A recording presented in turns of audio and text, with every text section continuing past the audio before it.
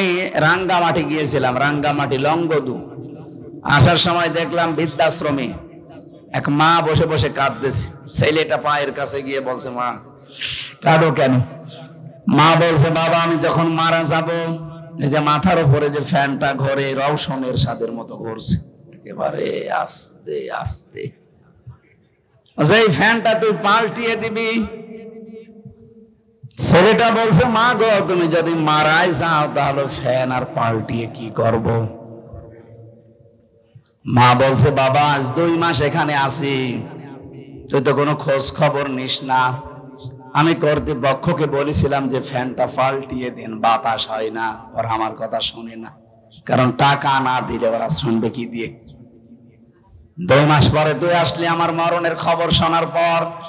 আমি ওদেরকে বলেছিলাম, বলেন তোর মা মারা যাবে, এই জন্য তোরে খবর দিয়ে আজকে নিয়ে এসেছে। তোকে আমি ফ্যানটা পাল্টিয়ে দেওয়ার কথা মরণের পরে বলছি এই কারণে, কারণ তুই যা আমার সাথে করলি আমার মন ডেকে বলছে আমার মরণের পরে তোর সন্তান বড় হয়ে তোরও এখানে রেখে যাবে। তোর তো ফ্যান ছাড়া ঘুম হয় না, তোর কষ্ট হবে। ছোটবেলা থেকে কোনোদিন আমি তোর এভাবে কষ্ট দেইনি, কষ্ট আমি দেখতেও পারবো না। আমি তো থাকবো না, তোরে বাতাস দেবে কে? তোরে আগে থেকে সতর্ক করলাম, তুই ফ্যানটা এখনই পাল্টিয়ে দে। এ কথা বলার পরেই দেখলাম ওর হাতের উপরে মা মারা গেল। হাওমাও করে কাঁদে আর বলে, হুজুর শুধু আমার উপরে রাগ করবেন না, এই দোষ আমার বউর। 2 মাস আগে আমার এই মা নিয়ে আমি বিপদে পড়েছিলাম। বউ আমারে সাফ সাফ জানিয়েছে, এই বড়ি যদি বাড়ি থাকে আমি তো আমার ভাত খাবো না, আর বড়ি থাকবে এটাই আমি থাকবো। আমার ছেলে মেয়ে আছে 2টা, তাদের মুখের দিকে তাকিয়ে আমি কিছু বলতেও পারি না, তালাকও তো দিতে পারছি না। বাধ্য হয়ে মাকে বাড়ি থেকে বের করে জায়গায় রেখে গিয়েছিলাম। মাটা আজকে আমার হাতের উপরেই মারা গেল। পৃথিবীতে আমার নাম ধরে ডাকার মতো আর কেউ নেই।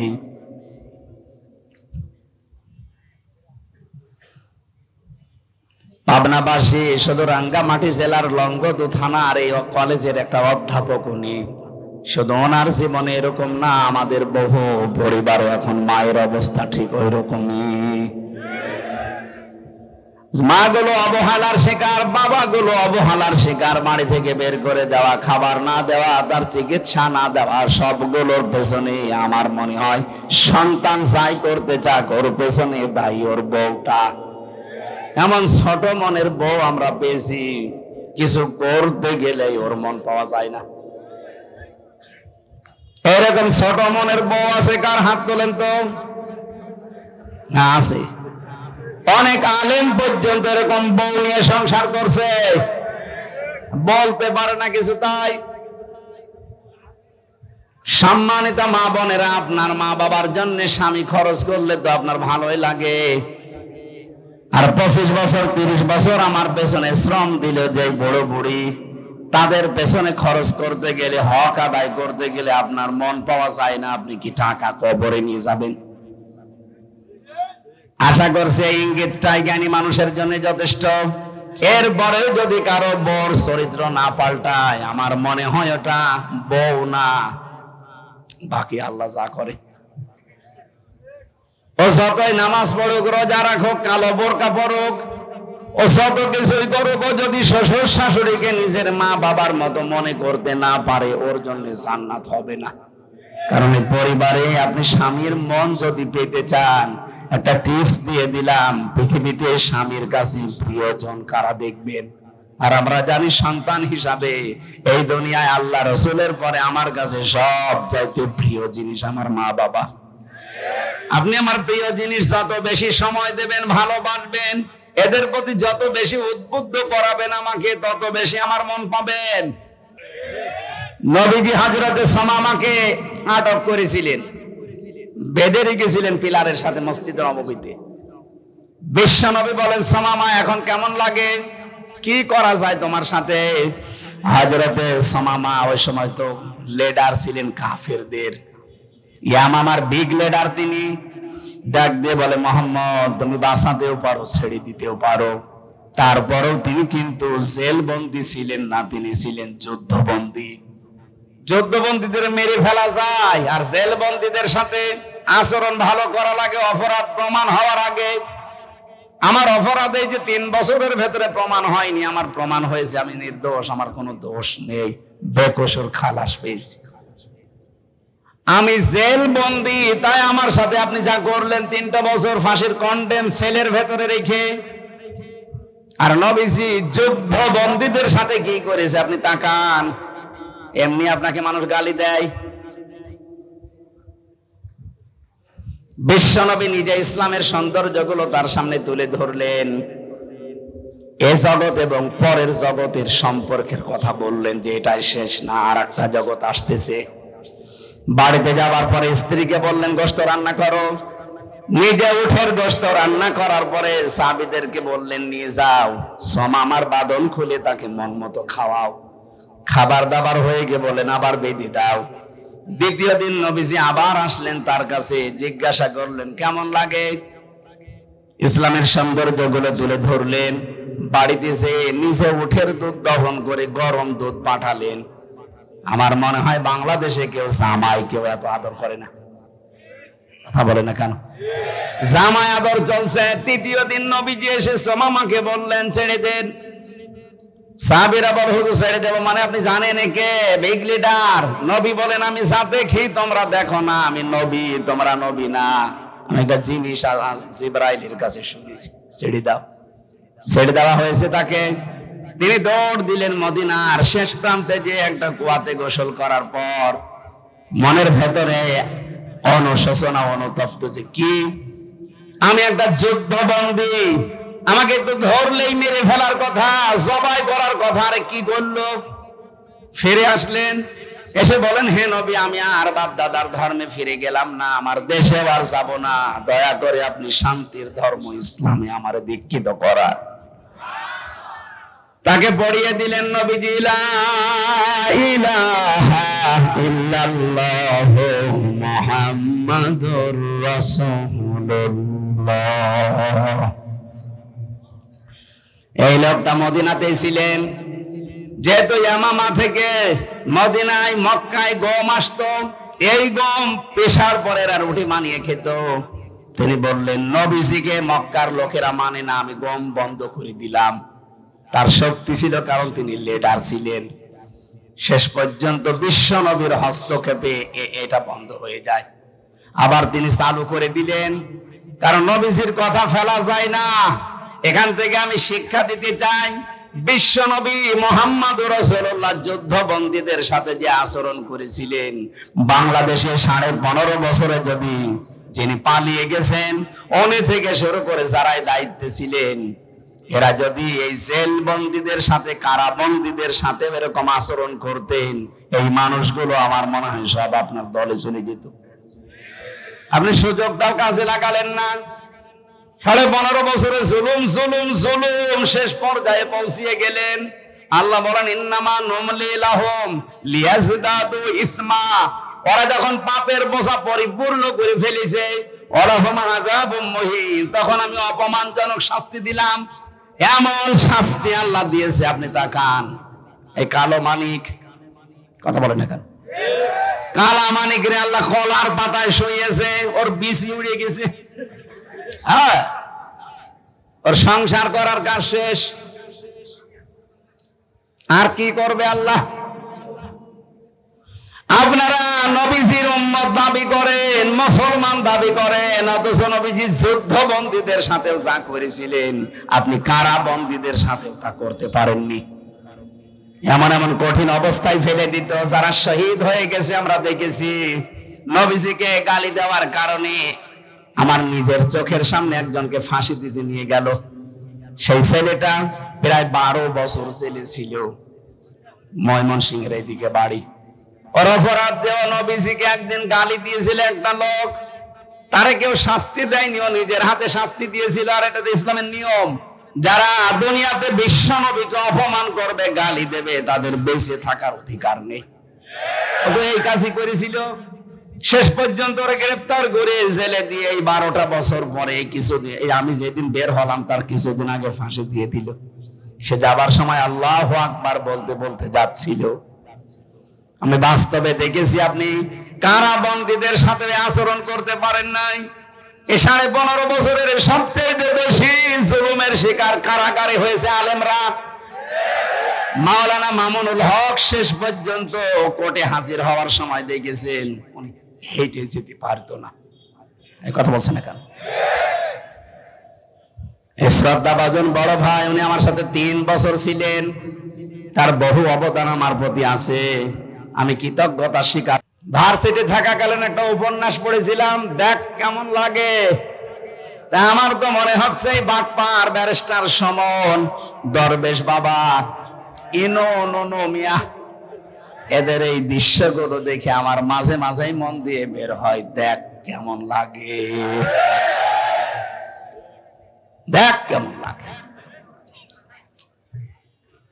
আমাদের মতো আলেমদেরকে যখন মাজায় দড়ি, একেবারে যে ছাগলের মতো গরুর মতো দড়ি মাজায় দিয়ে, আমার নিজেও মাজায় দড়ি বেঁধে নিয়ে যেত, হাত পেছনে দিয়ে হ্যান্ডকাপ দিয়ে লাগিয়ে দিত, সামনে দিলে তো হয় দিত পেছনে, যাতে আমার কষ্ট হয়। পায়ে ডান্ডা বেড়ি দিত, মাথার উপরে মুকুট দিয়ে দিত, টুপি, বুকের ভেতরে যেন কেউ গুলি করে না লাগে। কি হেফাজত করে রেখেছে দেখেছেন? আমি দেখেছি এই 3 বছরে যত মানুষকে ফাঁসি দিয়েছে, অসুস্থ হয়ে গেলে আর ফাঁসি দেয় না, অথচ মেরে ফেলবে। ফাঁসি দিলে মানুষ বেঁচে থাকে না মরে যায়? মরে যাচ্ছে, কিন্তু অসুস্থ হলে ফাঁসি দেবে না, আগে সুস্থ করে খাওয়াবে। ফাঁসি দেওয়ার আগে মরণ খাওয়া খা, এমনকি জল্লাদ পর্যন্ত খাওয়াই। শাহজাহান জল্লাদ ছিল, দেখতাম মরণের খাওয়া খায়, যেদিন ফাঁসি দেবে এরপরে ওরে মন মতো খাওয়িয়ে যে ফাঁসি দেওয়া হবে তারেও বলতো কি খাবেন, যা মনে চাই বলেন। আরে ভাই আপনি তো মেরেই ফেলবেন, আমার মনে কি চাবে, যা মনে চাই বলেন। কি করবে, পাগলামের মতো বলতো গোশত খাবো, নিয়ে এসে দিত।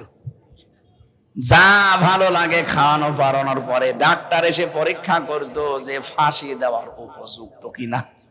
কত বড় বাপ, মেরে ফেলবে কিছুক্ষণ পরে। আর এখন আমার শরীর পরীক্ষা করছে, ডায়াবেটিস আছে কিনা দেখবে।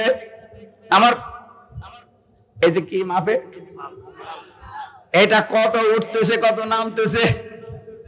80/120 হলে বলে ঠিক আছে এখন নিয়ে চলো, যদি 140/180 হয় বলবে না এখন ফাঁসি দেওয়া যাবে না। আরে ভাই কি বাত পারি বলেন তো। এই সমস্ত নিয়ম নীতিগুলো পাল্টানো লাগবে এই দেশ থেকে। সংস্কার যখন আরম্ভ হচ্ছে, দেশের বহু সংস্কার দরকার আছে। বিচার ব্যবস্থায়, বিশেষ করে জেল কোর্টে বহু নিয়ম নীতি সে ব্রিটিশের পালন করা। এই যে আমার জেল হাজ ভাই, হজ করলে মানুষ বলে আলহাজ, আর আমরা যারা জেলে ছিলাম জেলহাজ। জেলহাজ ভাই না, আমরা দেখেছি এই যে এই কারবার গুলো, এই ল গুলো, আইনগুলো পাল্টানো দরকার। সে ব্রিটিশ যা দিয়েছে ওইটাই কিয়ামত পর্যন্ত চলছে। কেন, এটা মুসলমানের দেশ, 96% মুসলমান এখানে আছে। যে করা লাগে ওই আচরণ শুরু করেন, ও মানুষগুলো অনুতপ্ত হয়ে ফিরে আসবে সোমামার মতো। আপনি যে কষ্ট দিলেন আজকে মানুষকে, এমনকি আমাকেও, এটা কিন্তু ছোটখাটো গোনা না, এটা কবিরা গোনা হচ্ছে। আমরা ছোট জিনিসের জন্য বড় জিনিস যেন না হারিয়ে ফেলি। এখানে যারা দাওয়াত নিয়েছিলেন কষ্টে আছে তারা এখানে কে? হ্যাঁ, যেখানে নামেন এই কাজগুলো করেন কেন? আপনি মানুষের উপরে জোর করে, যে আমার জীবনের উপরে বাস গাড়ি উঠে গেছে আজকে, না না হাসির খোরাকে দেয়নি, হাসেন কেন? পাগলা গারা এমনি পাবনা জেলায় দিয়েছে, এই কারণে দিয়েছে সরকার। ভালো করে জানে যে জেলায় এরকম কিছু মানুষ আছে, যেন আগামী থেকে কোনোদিন এইভাবে কষ্ট দেওয়ার দরকার নেই। আর আলেম নেই দেশে, কত ভালো ভালো আলেম আছে যারা তাফসির করতে পারে, যারা মুফাসসির, এদেরকে নিয়ে আসবেন। মাগরিব থেকে এশা থেকে সর্বোচ্চ রাত 9টা 9:30 অনুষ্ঠান শেষ করে দেবে। বলে মানুষ আসে না, মানুষ আসবে না মানে আল্লামা দেলাওয়ার হোসাইন সাইদি রহমতুল্লাহ আলাইহি, তার অনুষ্ঠানে মানুষ হতো না? তিনি কথা বলতেন সর্বোচ্চ রাত 9টা 10টায় শেষ হয়ে যেত। মানুষ হতো কি করে? এই জন্য এই যে সারা রাত ব্যাপী যা করেন এগুলো আগামী থেকে যেন না হয়। আমরা কোরআনে কারিম শুনতে এসেছি। যাই হোক, বিভিন্ন রাত আমরা জাগি বিভিন্ন কারণে। আজকে গভীর রজনী পর্যন্ত জেগে আছি আল্লাহর কোরআনের জন্য। আল্লাহ রাব্বুল আলামিন আমাদের শ্বাস প্রশ্বাসে আমাদের আসল যেটা দরকার নেকি, মরণের পরে এটা সবচাইতে বেশি কাজে লাগবে। যারা আখিরাতে বিশ্বাসী তাদের জন্য আজকের এই আলোচনা। আর যারা কিয়ামত আখিরাত এগুলো বিশ্বাস করেন না তারা বাড়ি চলে যেতে পারেন, আপনার জন্য আজকে কিছু নেই। আল্লাহ আমাদেরকে স্বাধীন একটা দেশ দিলেন। এতদিন স্বাধীন ছিলাম, কিন্তু স্বাধীন দেশে আমরা ছিলাম পরাধীন। স্বাধীনতা কাকে বলে, সুখ কেমন, স্বাধীনতার স্বাদ কেমন এখন কিছুটা হলেও পাওয়া যাচ্ছে, যদিও এখনো আমরা নিরাপদ না। চতুর্মুখী ষড়যন্ত্র এখনো চলছে। আপনারা বিশ্ব মিডিয়ার দিকে একটু চোখ বোলান, দেখবেন এখনো পর্যন্ত এ দেশ নিরাপদ না। নিরাপদ হওয়ার জন্য যেগুলো দরকার ছিল ওগুলো এখনো হাতে আসে নাই। বাংলার 1628টা চেয়ারে এখনো অনেক জালেম বসা আছে। এমনকি অনেক জালেমের দোসর পর্যন্ত এখনো বিভিন্ন কায়দা কৌশলে বসে আছে। এই জন্য আমরা চাই সংস্কার যখন আরম্ভ হয়েছে এই দেশে যেন কোন জালেম কোন চেয়ারে আর না থাকে। যত জায়গায় জালেম আছে, জালেমদের দোসর আছে, সবগুলোকে বিদায় করি, ঝাঁটিয়ে বিদায় করে দিয়ে ওই জায়গায় বৈষম্যের শিকার যারা ছিল তাদেরকে বসান। আজকে আমি নাটোর জেলায় ছিলাম। নাটোর জেলার যিনি শ্রদ্ধাভাজন সম্মানিত এসপি মহোদয়, উনি এই 15.5 বছর বৈষম্যের শিকার হয়েছিলেন। তার যোগ্যতা ছিল, কিন্তু তার পদোন্নতি দেয়নি জালেমরা। তিনি এখন পদোন্নতি পেয়ে যোগ্যতা নিয়ে এখন জায়গা মতো এসেছে। ভালো ভালো কাজের আঞ্জাম দেবেন আশা করছি। বিশেষ করে বাংলাদেশের 64 জেলার ডিসি আর এসপি, এখন যেহেতু এমপি মন্ত্রী এগুলো নেই, এই মানুষগুলো যদি এখন হযরত ওমরের মতো হয়ে যায়, এই দেশটা একটা মিনি জান্নাত হয়ে যাবে ইনশাআল্লাহ। সুতরাং আমাদেরকেও চেষ্টা করা দরকার। হুয়া জিতাবাকুম, আল্লাহ বলেন আমি তোমাদেরকে নির্বাচিত করেছি। ওমা জাআলা আলাইকুম ফিদ-দীনি মিন হারাজ, আর দিনের উপরে চলতে গিয়ে যে বাধা বিপত্তি গুলো ছিল এগুলো তোমরা দূর করে দিয়েছো। বিষয়টা এমন না। এই জাআলার ফাইল কর্তা সরাসরি আল্লাহ। আল্লাহ বলেন আমি নিজে দূর করে দিয়েছি। সুতরাং জুলাই মাস এবং আগস্ট মাসের 5 তারিখের আগ পর্যন্ত যে বিশাল পাথর আমাদের উপরে ছিল, 1770 জন মানুষ জীবন দিয়েছে, 2780 জন মানুষ হাসপাতালে আছে। এইটার কারণে দেশটা স্বাধীন হয়ে গেল, বিষয়টা এমন না। আল্লাহ বলেন আমি নিজে এই জালেমদেরকে ধরেছি। আখাযানাহুম বাগদাতান ফাইযাহুম মুবলিসুন, জালেমদের যখন ধরলাম ওরা হতাশ হয়ে পড়েছে। এই জন্য জালেমদেরকে ধরার শব্দের ভেতরে আল্লাহ নিজে ফাইল, নিজে কর্তা। আখাযানাহুম, আমি নিজে তাদেরকে ধরলাম। বাগদাতান, আকস্মিক ভাবে, হঠাৎ করে। ফাইযাহুম মুবলিসুন, এই মানুষগুলো হতাশ হয়ে গেল, এরা নিরাশ হয়ে পড়েছে। এমনকি তাদের জীবনের উপরেও তারা এখন নিরাশ, কোনো গ্যারান্টি নেই তাদের। যেখানে দেশের জনগণ পাচ্ছে শুধু গর্ত থেকে একটু উকি দিলেই পিটিয়ে আইনের হাতে তুলে দিচ্ছে। আমরা আইন হাতে যেন তুলে না দেই। যে যে অপরাধ করেছে আল্লাহ যেন সেই শাস্তি দুনিয়ায় তাকে দিয়ে তারপরে মরণ দেয়। অনেকে মনে করছেন মরে যাক, না, মরে গেলে তো হচ্ছে না। মরে গেলে তো সাতা গেলই, ওকে তো অন্তত বাঁচানো লাগবে জাহান্নামের আগুন থেকে। ও আনফুসাকুম ওয়া আহলিকুম নার, নিজে জাহান্নাম থেকে বাঁচো আর ওদেরকে বাঁচাও। যেহেতু ওরা এই দেশের জন্ম নিয়েছে, ওরাও আমাদের আহাল, আমাদের পরিবারের লোক। আমরা চাই না যে মরণের পরে যে বিশাল জীবন আমাদের সামনে আসছে, এই জীবনে ওরা আবার আমলনামা হাতে নিয়ে অনন্তকালের জন্য কান্নাকাটি করুক। না, আমরা এটা চাই না। আপনাদেরকে ধোঁকা দিয়ে বোকা বানিয়ে প্রতারণামূলক কথা যারা শোনায়, আমরা ওই লাইনের লোক না। আমরা চাই, আমরা যদি জাহান্নাম থেকে বাঁচার চেষ্টা করি, আপনাদেরকেও বাঁচাতে চাই। ইয়া আইয়ুহাল্লাযীনা আমানু আলাইকুম আনফুসাকুম লা ইয়াদুররুকুম মান দাল্লা ইযা তাদাইতুম ইলা আখিরি আয়া। ঈমানদারেরা, তুমি নিজেকে আগে বাঁচাও। তাহলে নিজে বাঁচা জাহান্নামের আগুন থেকে, এটা ফরজ। এটা কি বলেন তো? আর যারা আমার হাল, এ পৃথিবীতে যারা মুসলিম তারা সব এক পরিবারের লোক। মুসলমানের বাইরে যারা আছে, সে যে ধর্মের লোক হোক, ওরা সব এক পরিবারের লোক। কথা বুঝতেছেন? এই বাংলাদেশে এখন যদি বলেন তাহলে অনেকের নামের আগে মোহাম্মদ লেখা আছে, এরা না। মোহাম্মদ লেখা থাকলে মুসলমান হবে, বিষয়টা এমন না। মুসলমান হওয়ার জন্য কয়েকটা শর্ত আছে। প্রথম শর্ত হচ্ছে আগা কেটে দেওয়া, নাকি না? আগা কেটে দিলে যদি মানুষ মুসলমান হয়ে যায়, তাহলে ছাগল কি?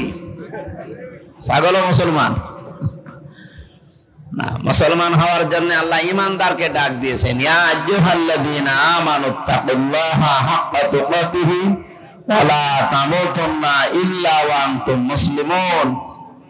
ঈমানদারেরা আমাকে ভয় করো, ভয় করার মতো, আর মৃত্যুবরণ করবা না যতক্ষণ মুসলমান না হতে পারো। সুতরাং এ দেশে হয়তো ঈমানদার আছে, কিন্তু মুসলমান এ দেশে কম না বেশি? যদি আমরা বেশি থাকতাম তাহলে এই 15.5 বছরের জুলুম আমাদের উপরে হতো না।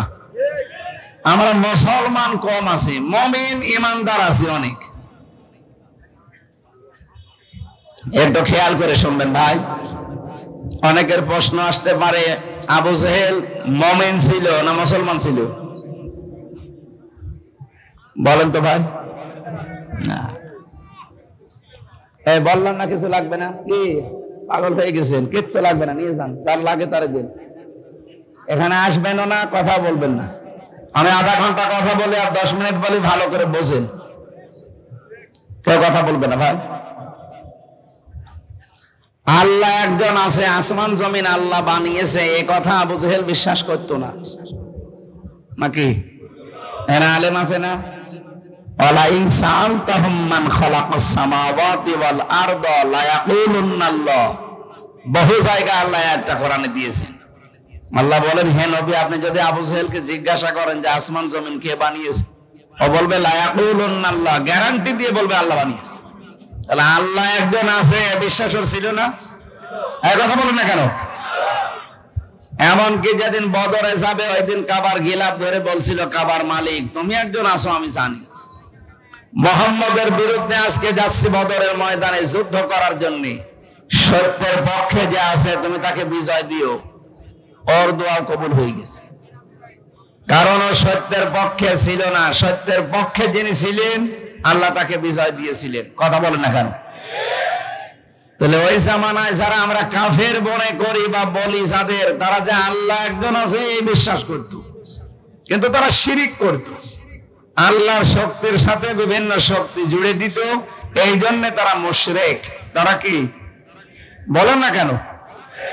এদেশে অনেকে এখন এই লাইনে আছে, আল্লাহ একজন আছে এরা বিশ্বাস করে, শক্তিকে জুড়ে দিয়ে তারাও আবু জেহেল আবু লাহাবের মতো মুশরিক হয়ে মারা যাচ্ছে। এদেশে একটা ভুল কথা প্রচার করা আছে, কারা করেছে আমি জানি না, এই কথাটা পাল্টাতে হবে। যারা বলে সমস্ত ক্ষমতার উৎস জনগণ, এই কথাটা কুফরি, এটা শিরিক পূর্ণ কথা, এটা কোরআনের সাথে পুরা সাংঘর্ষিক। আল্লাহ বলেন, কুলিল্লাহুম্মা মালিকাল মুলক, হে নবী বলেন রাজত্বের মালিক আমি আল্লাহ। ইন্নাল্লাহা আলা কুল্লি শাইইন কাদির, সব কিছুর উপরে ক্ষমতা আমি আল্লাহ। তাহলে যারা বলছেন ক্ষমতার উৎস, ক্ষমতার সবচাইতে বড় মাধ্যম জনগণ, এই আয়াতের সাথে সাংঘর্ষিক না? বলেন না কেন? আবু জেহেল আল্লাহ আছে, আসমান জমিন আল্লাহ বানিয়েছে, এটা বিশ্বাস করার পরেও আল্লাহর আইনের সাথে, শক্তির সাথে, পাওয়ারের সাথে শিরিক করার কারণে, অংশীদার স্থাপন করার কারণে ও যদি মুশরিক, মারা গেলে ওরে আল্লাহ জান্নাত দেবেন, এটা ফাইনাল। কথা বলেন না কেন? তাহলে আমরাও যদি ওই রকম বিশ্বাসে থাকি আল্লাহ আমাদের জান্নাত দেবে, তাহলে এটা অবিচার হয়ে যাবে না? যেন আমাদের যাদের এই বিশ্বাস আছে ক্ষমতার উৎস জনগণ, আমরা এক্ষুনি পাল্টিয়ে যাব। ক্ষমতার উৎস কে? আরো জোরে বলেন। শুধু এই শব্দটা অনেক রাজনৈতিক দলের প্রথম অংশে লেখা থাকে না, এজন্য তাদেরকে নিষিদ্ধ করা হয়েছিল। আপনি দেখেননি? বাংলাদেশ জামাতে ইসলামী এই শব্দটা লিখতো না, ওরা লিখতো সমস্ত ক্ষমতার উৎস আল্লাহ। এই কারণে দেশের নাস্তিক, বেঈমান, রাম আর বাম সব এক জায়গায় হলে জালেমদের সহযোগিতা করে 1 তারিখে নিষিদ্ধ করে দিয়েছিলেন, না এদের আর চলতে দেব না। আল্লাহ আমার মনে হয় ডাইরেক্ট অ্যাকশন নিয়েছে। এটা তো আপনি জামাত ইসলামের গায়ে হাত দেননি, আপনি হাত দিয়েছেন আল্লাহর অস্তিত্বে। আল্লাহ বলছেন আমি সমস্ত ক্ষমতা উৎস, আর তুই আমার সৃষ্টিকে দিয়ে দিলি, দেখে কেমন ক্ষমতা আছে তোর। যারা নিষেধ করেছিল 5 দিন পরে আল্লাহ তাদেরকে নিষিদ্ধ করে দিয়েছে। এমন নিষিদ্ধ করেছে তামাম বাংলাদেশে আমি ঘুরছি, 1 ইঞ্চি জায়গায় দেশে নেই, সে গোপালগঞ্জ বলেন আর শরীয়তপুর বলেন, এমন কোন জায়গা নেই যেখানে মায়ের বুকের দুধ খেয়ে কোনো মানুষ দাঁড়িয়ে বলতে পারে যে আমি আইয়ামে জাহিলিয়াত করি। বলতে পারবে কেউ? 1500 বছর আগে শব্দটা ছিল আই এম এ জাহিলিয়াত, আর 15.5 বছর আমরা দেখেছিলাম আও আমি জাহিলিয়াত। কোনো পার্থক্য নেই, শব্দের ক্ষেত্রে পার্থক্য থাকলেও কাজ সব একই ছিল। ওই জামানায় মানুষ জীবন্ত মানুষকে চিরিয়ে মাটির ভেতরে ফেলে দিত, আর এই জামানায় আমরা 6 সালের এই 28 অক্টোবর আজকের দিনে জীবিত মানুষ হত্যা করার পরে লাশের উপরে ড্যান্স দিতে দেখেছি। যে মহিলার আহ্বানে সারা দেশ থেকে লগি বইটা নিয়ে মানুষ পিটিয়ে হত্যা করার এই মহা উৎসব শুরু হয়েছিল, হুকুমদাতা হিসাবে তার বিচার দেশে হওয়া দরকার। ওটার যদি বিচার বাদও দিয়ে দেন, অনেকে বলছে আমরা মাফ করে দিয়েছি, দেন। 24 সালের 5 আগস্টে এই যে 1770 জন মারা গেল, আমার কুষ্টিয়ায় আমার সামনে 16 জন মারা গেছে, এই যে সাক্ষী বসে আছে, এর মাথায় এখনো গুলি আছে, এর শরীরের পিঠের দিকে দেখেন এখনো ঝাঁঝরা গুলি আছে। এই যে মানুষগুলো আপনি মেরে ফেললেন, আপনি গণহত্যার হুকুমদাতা। পৃথিবীর আন্তর্জাতিক আদালতে অলরেডি মামলা হয়ে গেছে। আমার 2 মামলায় যদি 3 বছর জেল খাটা লাগে, তাও বিনা কারণে। যার 130টা মামলা অলরেডি হয়ে গেছে, 3 বছর করে হলে কত বছর হবে? শেষে একবার কব্বরে যাবে, এরপরে আবার উঠবে, এরপরে আবার বিচার হবে। এই জন্য গণহত্যার সাথে যারা জড়িত, বিশেষ করে কতগুলো হত্যাকাণ্ড 2006 থেকে 2024 পর্যন্ত আমার এই যে সব রেকর্ড করা আছে মোবাইলে, এগুলো যদি আমার মনে হয় এই দেশের মানুষ একটু দেখে আর বোঝে, কোনো দিন এই সন্ত্রাসী সংগঠন যারা আছে তাদের উপরে সিম্পিতি আসবে না। এখনো অনেকে বলছে না এটা করা কেমন হবে। আরে ভাই, আপনার ছেলে যদি এরকম মরে যেত আপনি বুঝতে পারতেন, আপনার ছেলে যদি এরকম আয়না ঘরে থাকতো তাহলে আপনি টের পেতেন। এই জন্য কোনো মানুষ যদি অপরাধ যারা করেছেন তারা আমাদের কাছে আসলে অনেকে এখন বলছে হুজুর আস্তাগফিরুল্লাহ পড়িয়ে দেন, আমারে তাওবা পড়িয়ে দিন। আমি আস্তাগফিরুল্লাহ পড়িয়ে দিলাম, আপনার তাওবা হয়ে গেলে না, জীবনও হবে না। কারণ আপনি তো আমার কাছে অপরাধ করেননি, আপনি অপরাধ করেছেন জনগণের কাছে। আমি আস্তাগফিরুল্লাহ পড়াবো কি জনগণের থেকে, না আল্লাহর এই কালাম দিয়ে? আমি আস্তাগফিরুল্লাহ পড়াচ্ছি আল্লাহ রসুলের কালাম দিয়ে। হবে কি করে? আপনি কি আল্লাহ রসুলের কাছে দোষ করেছেন? দোষ করেছেন জনগণের কাছে। এই জনগণ যতদিন মাফ না করবে, আর মাফ পাওয়ার যে পদ্ধতিগুলো আছে এটা যতক্ষণ অ্যাপ্লাই না হবে, আপনার মাফ হবে না। আমি একটা হাদিস বলছি, মিলান তো, এই খুব খেয়াল করে শুনবেন। নবীজির কাছে এক যুবতী মেয়ে এসে বলে, হে রাসূল, আমি জিনা করে ফেলেছি, আপনি আমাকে মুক্ত করেন। তার মানে আমার উপরে জিনার যে বিচার আছে এটা কায়েম করে দেন, তাহলে আমি মুক্ত হয়ে গেলাম। হাদিস হচ্ছে পৃথিবীতে যে যে অপরাধ করবে ওই অপরাধের শাস্তি যদি দুনিয়ায় এসে পেয়ে যায়, মরণের পরে আল্লাহ ওই বিচার আর করবে না। এটা বেশ ভালোভাবে বুঝেছিল। মুসলিম এই মেয়েটি অন্যায়টা যৌবনের তাড়নায় যে কোনো ফাঁদে পড়ে করে ফেলেছে। ডাক দিয়ে বলেন, হে রাসূল, আপনি আমার উপরে বিচার শুরু করেন, আমি মুক্ত হতে চাই পাপ থেকে। আলেম যারা আছে বলেন তো, নবীজিকে ওই সময় বলতে পারতেন, এই এ কথা মানুষকে আর বলবা না, গোপনে পাপ করেছো, গোপনে আস্তাগফিরুল্লাহ পড়ে নিবা, হয়ে যাবে, বলতে পারতেন না? বলেছিলেন না। মহিলা তিনবার আসার পরে নবীজি তিনবারই ফেরত দিলেন, তিনবারই মুখ ঘুরিয়ে বললেন, না চলে যাও, মেয়েটি নাছর বান্দা, বিচার চাই। বিশ্বনবী বললেন, তুমি জিনা করার পরে গর্ভবতী হয়েছো? বলে হ্যাঁ। তোমার নাই দোষ আছে, এই পেটের সন্তানের তো কোনো দোষ নেই, বাড়ি চলে যাও, যতদিন সন্তানটা ডেলিভারি না হবে আমার কাছে আসবা না। খুব খেয়াল করে মিলাবে, সারা রাত বসানোর দরকার নেই, 2 মিনিটই যথেষ্ট। মেয়েটা যখন খালাস করেছে সন্তান, ডাক দিয়ে বলে, নবী আপনি তাড়াতাড়ি আমারে মুক্ত করেন, এই দেখেন আমার ছেলে। নবীজি বললেন, 2 বছর তোমার স্তনের দুধ তার খাওয়া লাগবে, এটা কোরআনের নির্দেশ। ওয়াল ওয়ালিদাতু ইরদি'না আওলাদাহুন্না হাওলাইনি কামিলাইনি লিমান আরাদা ইউতিম্মার রাদা। পৃথিবীর মেয়েদের উপরে আল্লাহর আদেশে তাদের বুকের দুধ খাওয়ানো লাগবে সন্তানকে 2 বছর, কিন্তু এই দায়িত্বটা আল্লাহ দিয়েছেন বাবাকে। না মানে এখানে মুযাক্কার শব্দ আছে, আই ইউতিম্মার রাদা লিমান আরাদা আই ইউতিম্মার রাদা। আল্লাহ পাক বলেন পুরুষকে, বাবাকে আমি দায়িত্ব দিলাম তারা যেন 2 বছর দুধ খাওয়ায়। বাবার ওই যন্ত্রপাতি আছে, খাওয়াবে কি দিয়ে? এই আয়াত কি ভুল নাকি? তাহলে আপনি প্রমাণ করে দেন। এই ছেলে ডিস্টার্ব করো কেন বলো তো? হ্যাঁ, এটা গুরুত্বপূর্ণ বিষয় বলছি, জায়গায় ওরা হাত ধরে বসিয়ে দেন, ওর ভিডিও করার দরকার নেই। এখন ওরা বসাননি কেন? ওরা হাত ধরে বসিয়ে দেন। পাগল ছাগল আসে কোত্থেকে আল্লাহ জানে। আমি এটা সবাই করবো যখন, তখন এসে ও বাধা দিচ্ছে।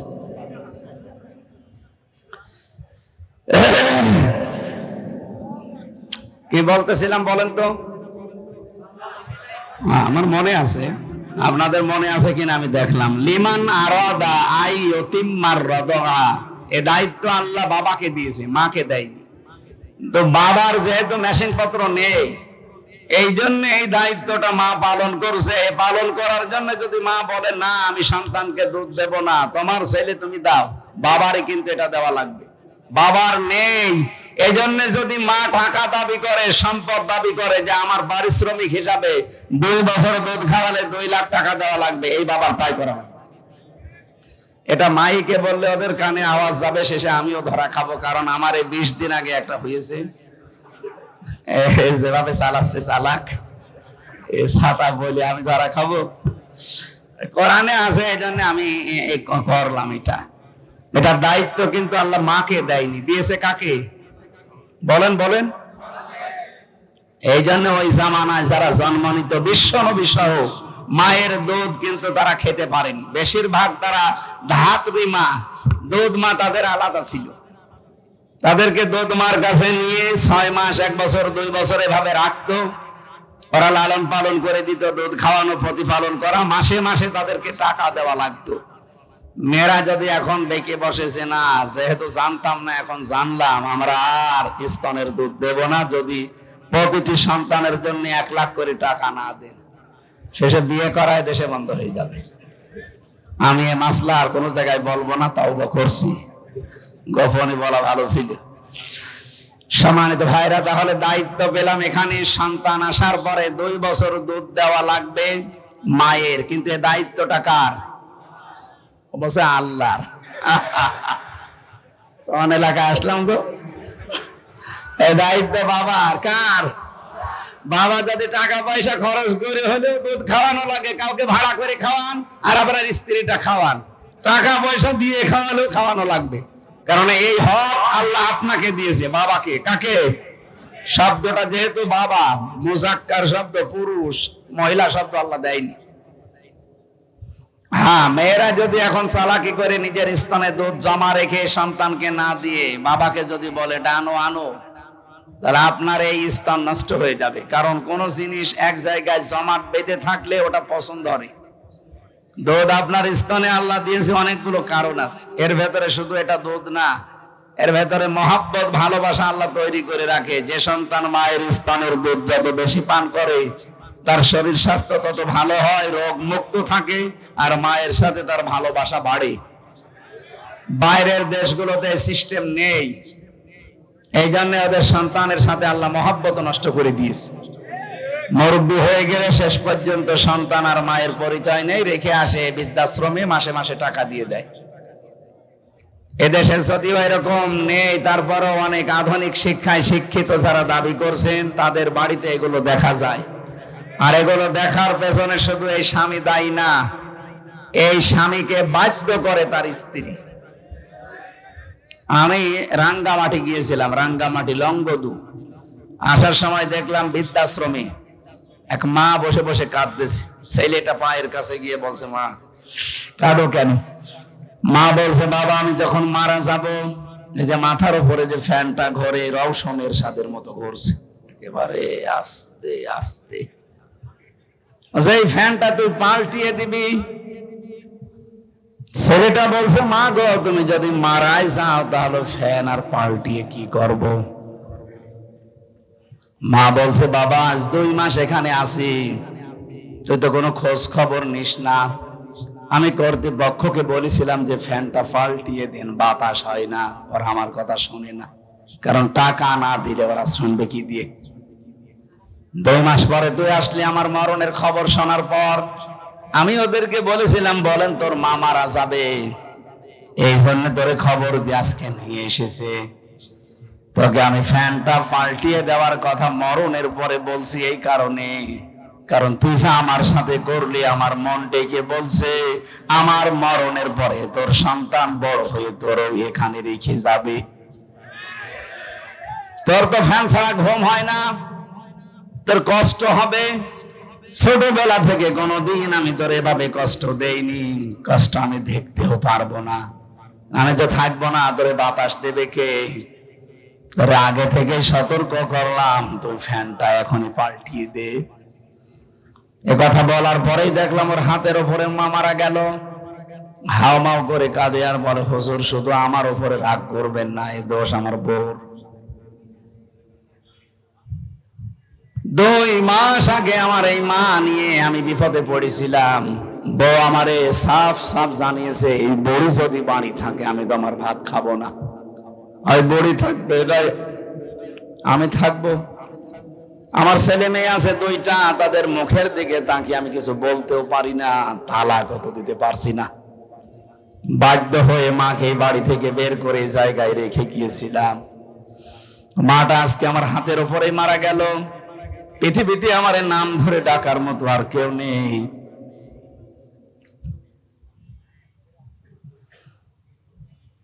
পাবনাবাসী শুধু রাঙ্গামাটি জেলার লংগদু থানার এই কলেজের একটা অধ্যাপক, উনি শুধু ওনার জীবনে এরকম না, আমাদের বহু পরিবারে এখন মায়ের অবস্থা ঠিক ওই রকমই।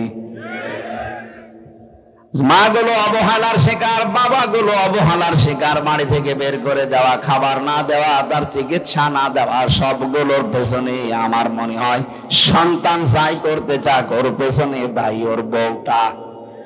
এমন ছোট মনের বউ আমরা পেয়েছি, কিছু করতে গেলে ওর মন পাওয়া যায় না। এরকম ছোট মনের বউ আছে কার? হাত তোলেন তো।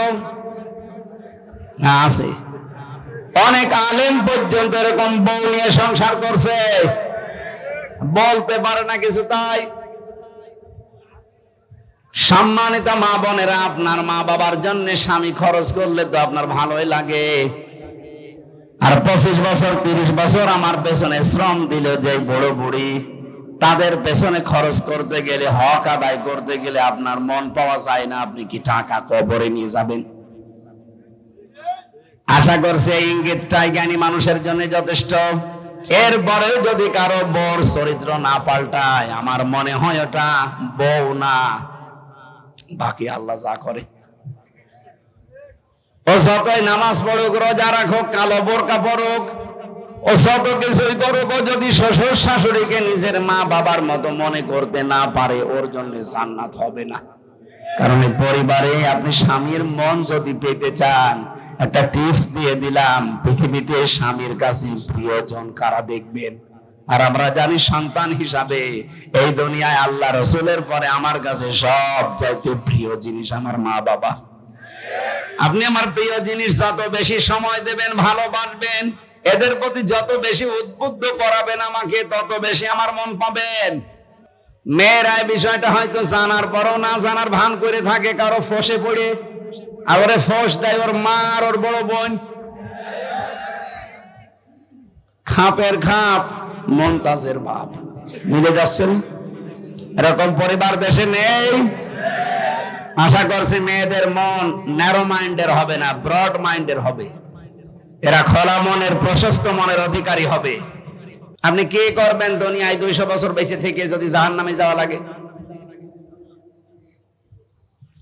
যে মাসলাটা বলার জন্য পর্যন্ত আসলাম, আমি মাসলা বলে ফেলেছি। দায়িত্ব কিন্তু বাবার দুধ পান করানো।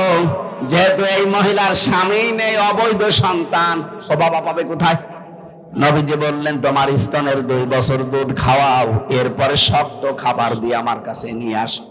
নিয়ে আসলেন। নবীজি বললেন, সাহাবী, এই বাচ্চাটাকে নিয়ে লালন পালন করো, আর মেয়েটাকে মাটির ভেতরে গেড়ে দাও, পাথর মারতে থাকো। আমি শিক্ষা বের করার জন্য এটা বলছি। হযরতে খালিদ ইবনে ওলীদ একটা পাথর তুলে দিলেন, জোরে করে নিক্ষেপ।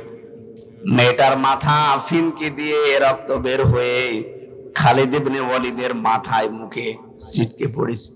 তিনি ভর্ৎসনা দিলেন, ডাক দিয়ে বললেন, হ্যাঁ, এরকম নাপাক মহিলার রক্ত আমার শরীরে লেগেছে।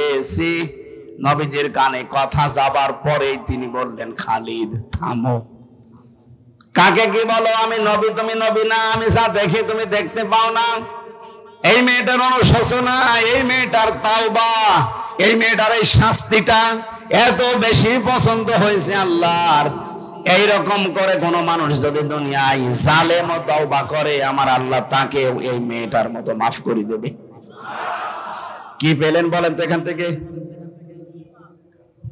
কয়েকটা শিক্ষা আছে এখানে। 1 নাম্বার শিক্ষা, নবীজি কিন্তু বলতে পারতেন এই মেয়েটাকে যে গোপনে গোনা করে ফেলেছে, গোপনে আস্তাগফিরুল্লাহ পড়ে নিও, পারতেন না? বলেন না কেন? বলেছিলেন।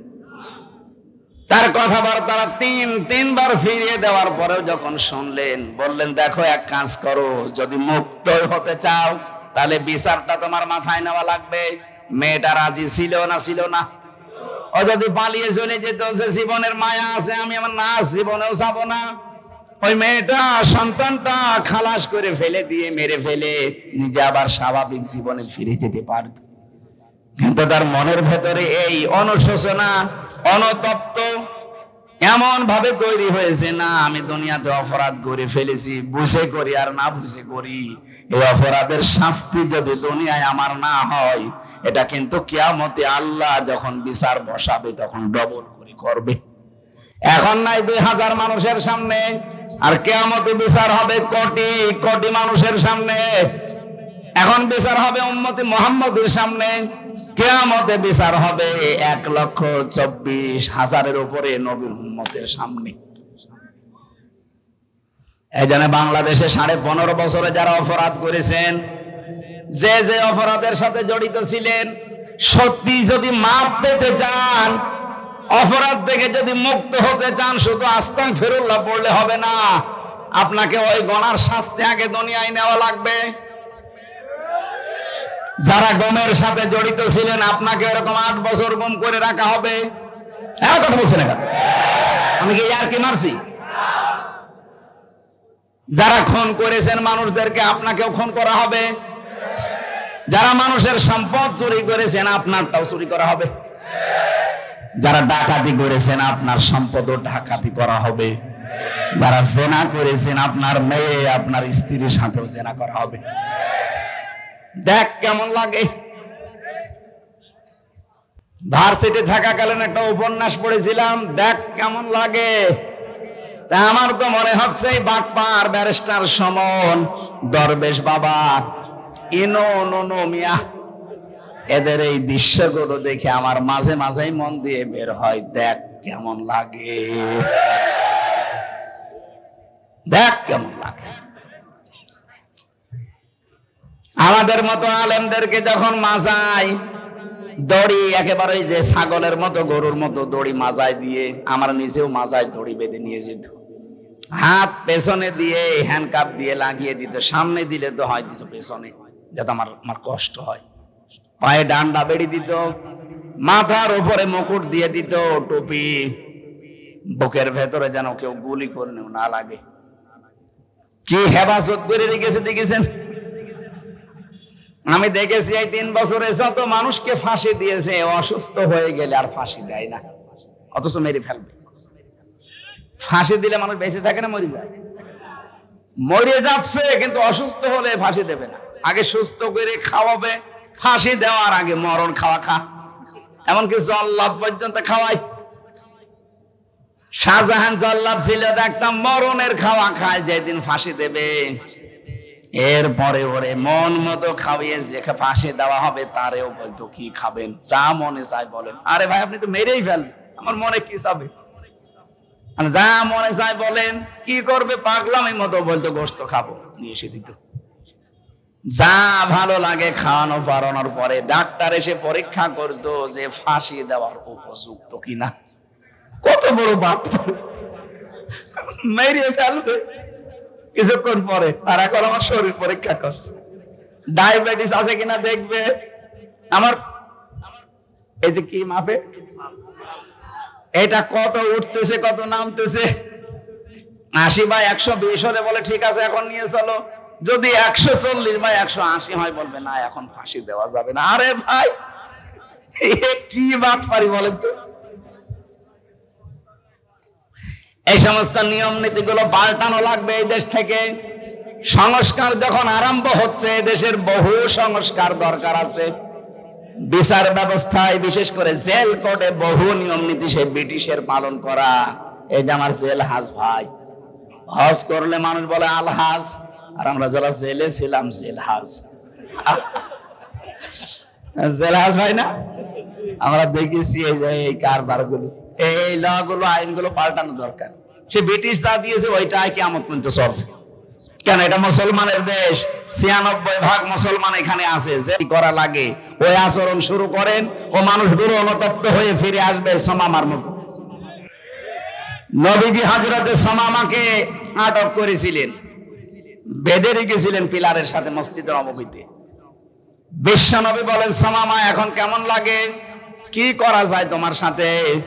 হযরতে সামামা ওই সময় তো লিডার ছিলেন কাফেরদের, ইয়ামামার বিগ লিডার তিনি।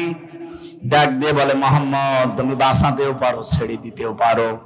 তারপরেও তিনি কিন্তু জেলবন্দি ছিলেন না, তিনি ছিলেন যুদ্ধবন্দী। যুদ্ধবন্দীদের মেরে ফেলা যায়, আর জেলবন্দীদের সাথে আচরণ ভালো করা লাগে অপরাধ প্রমাণ হওয়ার আগে। আমার অপরাধ এই যে 3 বছরের ভেতরে প্রমাণ হয়নি, আমার প্রমাণ হয়েছে আমি নির্দোষ, আমার কোনো দোষ নেই, বেকসুর খালাস পেয়েছি, আমি জেল বন্দী। তাই আমার সাথে আপনি যা করলেন 3টা বছর ফাঁসির কন্ডেম সেলের ভেতরে রেখে, আর নবীজি যুদ্ধ বন্দীদের সাথে কি করেছে আপনি তাকান। এমনি আপনাকে মানুষ গালি দেয়, বিশ্বনবী নিজে ইসলামের সৌন্দর্যগুলো তার সামনে তুলে ধরলেন, এ জগৎ এবং পরের জগতের সম্পর্কের কথা বললেন যে এটাই শেষ না, আর একটা জগৎ আসতেছে। বাড়িতে যাবার পরে স্ত্রীকে বললেন গোশত রান্না করো, নিজে উঠের গোশত রান্না করার পরে সাহাবীদেরকে বললেন নিয়ে যাও, সামামার বাঁধন খুলে তাকে মন মতো খাওয়াও। খাবার দাবার হয়ে গিয়ে বলেন আবার বেঁধে দাও। দ্বিতীয় দিন নবীজি আবার আসলেন তার কাছে, জিজ্ঞাসা করলেন কেমন লাগে, ইসলামের সৌন্দর্যগুলো তুলে ধরলেন। বাড়িতে যে নিজে উঠের দুধ দহন করে গরম দুধ পাঠালেন। আমার মনে হয় বাংলাদেশে কেউ জামাই কেউ এত আদর করে না, কথা বলে না কেন? জামাই আদর চলছে। তৃতীয় দিন নবীজি এসে সামামাকে বললেন ছেড়ে দেন। সাহাবীরা বলে হুজুর ছেড়ে দেব মানে? আপনি জানেন কে? Big leader. নবী বলেন আমি যা দেখি তোমরা দেখো না, আমি নবী তোমরা নবী না, আমি একটা জিনিস জিবরাইলের কাছে শুনেছি, ছেড়ে দাও। ছেড়ে দেওয়া হয়েছে তাকে।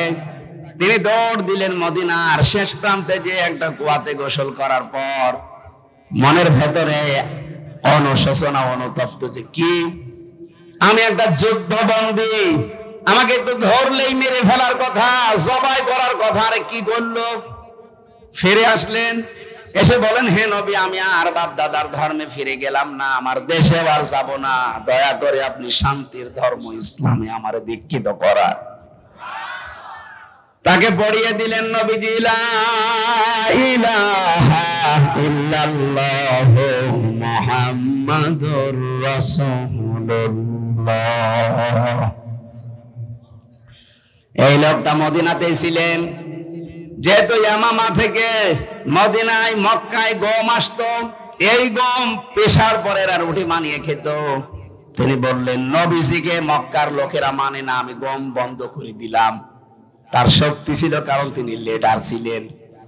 শেষ পর্যন্ত বিশ্ব নবীর হস্তক্ষেপে এটা বন্ধ হয়ে যায়।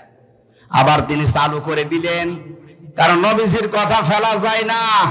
এখান থেকে আমি শিক্ষা দিতে চাই, বিশ্ব নবী মুহাম্মদুর রাসূলুল্লাহ যুদ্ধবন্দীদের সাথে যে আচরণ করেছিলেন, বাংলাদেশে 15.5 বছরে যদি যিনি পালিয়ে গেছেন, উনি থেকে শুরু করে যারাই দায়িত্বে ছিলেন, এরা যদি এই জেল বন্দীদের সাথে, কারাবন্দীদের সাথে এরকম আচরণ করতেন, এই মানুষগুলো আমার মনে হয় সব আপনার দলে চলে যেত।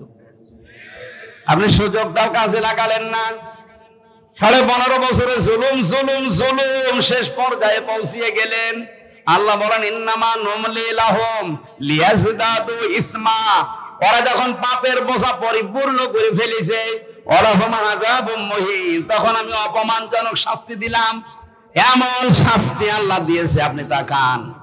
এই কালো মানিক, কথা বলেন এখন, কালা মানিক রে আল্লাহ কলার পাতায় শুইয়েছে, ওর বিচি উড়ে গেছে। হ্যাঁ, ওর সংসার করার কাজ শেষ। আর কি করবে আল্লাহ? আপনারা নবীজির উম্মত দাবি করেন, মুসলমান দাবি করেন, অথচ নবীজি যুদ্ধবন্দীদের সাথেও যা করেছিলেন, আপনি কারাবন্দীদের সাথেও তা করতে পারেননি। এমন এমন কঠিন অবস্থায় ফেলে দিত, যারা শহীদ হয়ে গেছে আমরা দেখেছি। নবীজিকে গালি দেওয়ার কারণে আমার নিজের চোখের সামনে একজনকে ফাঁসি দিতে নিয়ে গেল। সেই ছেলেটা প্রায় 12 বছর ছেলে ছিল, ময়মনসিংহের এইদিকে বাড়ি। ওর অপরাধ যে নবীজিকে একদিন গালি দিয়েছিল একটা লোক, তারে কেউ শাস্তি দেয়নি, ও নিজের হাতে শাস্তি দিয়েছিল। আর এটা তো ইসলামের নিয়ম, যারা দুনিয়াতে বিশ্ব নবীকে অপমান করবে, গালি দেবে, তাদের বেঁচে থাকার অধিকার নেই। ও তো এই কাজই করেছিল। শেষ পর্যন্ত ওরা গ্রেফতার করে জেলে দিয়ে এই 12টা বছর পরে কিছুদিন, এই আমি যেদিন বের হলাম তার কিছুদিন আগে ফাঁসি দিয়ে দিল। সে যাবার সময় আল্লাহু আকবার বলতে বলতে যাচ্ছিল। আমি বাস্তবে দেখেছি, আপনি কারাবন্দীদের সাথে আচরণ করতে পারেন নাই। এই 15.5 বছরের সবচেয়ে বেশি জুলুমের শিকার কারাগারে হয়েছে আলেমরা। মাওলানা মামুনুল হক শেষ পর্যন্ত কোর্টে হাজির হওয়ার সময় দেখেছেন উনি হেঁটে যেতে পারতো না। এই কথা বলছেন না কেন? শ্রদ্ধাভাজন বড় ভাই, উনি আমার সাথে 3 বছর ছিলেন, তার বহু অবদান আমার প্রতি আছে, আমি কৃতজ্ঞতা স্বীকার। ওযু করার পরে নামাজে দাঁড়ালাম, বললাম, রব্বুল আলামিন, যা করেছি আমারে মাফ করো। আমার এই আস্তাগফিরুল্লাহ হয়েছে না, আস্তাগফিরুল্লাহ হয় না, ইয়ার কি হয়েছে? কথা বলেন। আরে ভাই, আপনি তো আল্লাহর কাছে অপরাধ করেননি, আপনি অপরাধ করেছেন আমার মতো হামজার কাছে। একটা এমপি আন্ডারে 3.5 লাখ 4 লাখ মানুষ থাকে, আমার মতো 3.5 থেকে 4 লাখ হামজা এরকম ভোট দিত, আপনি দিতে দেননি, সব মসজিদ দিয়েছে। আর আপনি এখন তাহাজ্জুদের নামাজ পড়ে গোসল করে আপনি ওযু করে আস্তাগফিরুল্লাহ পড়ছেন। আগে আপনি 4 লাখ মানুষ থেকে মাফ চাবেন, এরা মাফ করলে তারপর আস্তাগফিরুল্লাহ পড়বেন। এই আস্তাগফিরুল্লাহ তখন কবুল হয়। কথা বুঝতেছেন? সুতরাং যারা অপরাধ করেছেন এই 15.5 বছরে, আপনি ফিরে আসেন, মাফ চান, কিন্তু শাস্তিটা ওই মহিলার মতো নেই, তাহলে আপনার তওবা কবুল হবে। যা বোঝাতে চেয়েছি আশা করছি আপনারা বুঝেছেন। এরপরও যদি না বোঝার ভান করে থাকে, ওদের কাছে টাকা পয়সা খেয়ে প্রতারণা করে টাকাও খাচ্ছেন, ওদের মাফও হচ্ছে। অনেকে কিন্তু এই ধান্দায় আছে এই আগস্টের 5 তারিখের পর থেকে বিভিন্ন কায়দায় বলছে বাবা শাহজালাল সবই হালাল, আপনি আসেন করে টাকা দিন। টাকা নিচ্ছে, ওর গোড়াও মাফ হচ্ছে না, কারণ ওর টাকা দিয়ে করবে কি? গোড়া কি আপনার সাথে করেছে? আপনার মতো 3.5 লাখ 4 লাখ মানুষের সাথে অপরাধ করেছে। কথা বলছেন কেন? এই 3.5 লাখ 4 লাখ মানুষের অনেক মানুষ এই 15 বছরে মরে গেছে, আপনি তাদের কাছে ক্ষমা চাবেন কি করে? এখানে যারা এই জালেমদের দোসর ছিলেন, জালেমদের সাথে যারা জড়িত ছিলেন, তাদের দুনিয়া শেষ, আর আখেরাত তো আপনি শেষ করে ফেলেছেন। কিয়ামতের ময়দানে যখন আপনার আমলনামা হাতে আল্লাহ দিয়ে বলবেন পড়, আল্লাহ পাক বলেন ফাম্মা মান উতিয়া কিতাবাহু বিয়ামিনিহি ফায়াকুলু হাউ মুকরাউ কিতাবিয়া। যে মানুষগুলোর আমল ভালো ছিল, এরা কিতাবটা হাতে নিয়ে বলবে হ্যাঁ এইটাই তো আমি বিশ্বাস করতাম, ইন্নী জানান্তু আন্নী মুলাকিন হিসাবিয়া, আমার দৃঢ় বিশ্বাস ছিল এই যে আমার হিসাব দেওয়া লাগবে। এখানে আলেম যদি কেউ থাকেন দেখেন তো, ইন্নী জানান্তু, জানান্তু মানে ধারণা করা। আমি কি ধারণা করতাম যে আমার হিসাব দেওয়া লাগবে? না, আমি বিশ্বাস করতাম। এই জন্য জানান্তুরা কে আল্লাহ ইন্নী গুরুত্বপূর্ণ একটা শব্দ দিয়েছেন, ইন্নী জানান্তু আন্নী মুলাকিন হিসাবিয়া। অবশ্যই আমি বিশ্বাস করতাম আমাকে হিসাবের মুখোমুখি হওয়া লাগবে। সে সময় এখন আমাদের সামনে, আমরা যা করব এই বিশ্বাস নিয়ে করব যে আল্লাহ তোমার সামনে কিন্তু আমার হিসাব হবে। ফাহুয়া ফি ঈশাতির রাদিয়া, সন্তোষজনক জীবনের অধিকারী আল্লাহ তাকে বানাবে। ফি জান্নাতিন আলিয়া, সূর্য মাকাম যেটা জান্নাতের, সেখানে আল্লাহ তাকে পৌঁছাবেন। কুতুফুহা দানিয়া, যার ফলগুলো ঝুলে থাকবে তার হাতের লাগালে। কুলু ওয়াশরাবু হানিয়াম বিমা আসলাফতুম ফিল আইয়ামিল খালিয়া। আল্লাহ পাক তখন ফেরেশতাদেরকে অর্ডার দেবে, ওকে বলো যে খাও পান করো, গত দিনে যে কষ্ট স্বীকার করেছে দুনিয়াতে, হিসাবের মুখোমুখি হওয়ার জন্য জীবনকে সংশোধন করেছো, আজকে তার সেই ফল আল্লাহ তোমাকে ভোগ করার জন্য দিয়েছেন। বলেন সুবহানাল্লাহ। আল্লাহ পাক বলেন আম্মা মান উতিয়া কিতাবাহু বিশিমালি, যাকে আমি আল্লাহ বাম হাতে তার আমলনামাটা দেব, অপরাধীকে, ফায়াকুলু ইয়া লাইতানি লাম উতিয়া কিতাবিয়া, লোকটা বলবে আল্লাহ আমাকে যদি এই হিসাবের এই খাতাটা নাই দেওয়া হতো তাহলে আমার ভালো হতো। এখানে যা করেছেন জালেমরা, দুনিয়া আখিরাত আপনাদের শেষ, আপনাদের বাঁচার আর কোনো পথ নেই।